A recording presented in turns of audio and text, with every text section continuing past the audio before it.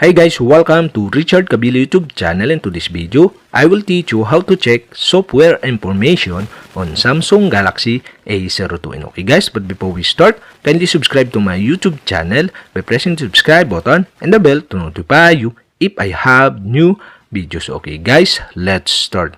So okay guys, all you have to do is go to setting in your Samsung Galaxy A02. In settings, scroll down and go to about phone. Here in about phone, okay, you can see below the software information.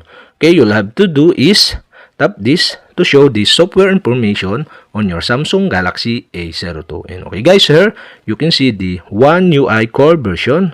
You can see the version, the Android version, the Google Play System Update, baseband version, kernel version, build number, SE for Android status, service provider software version, security software version, and below you can see the Android security patch level. And okay guys, here the software information of your Samsung Galaxy A02. And okay guys, that's it. And if you have a question, kindly comment below, and don't forget to hit the subscribe button and the bell to notify you if I have new videos. Okay guys, thank you for watching.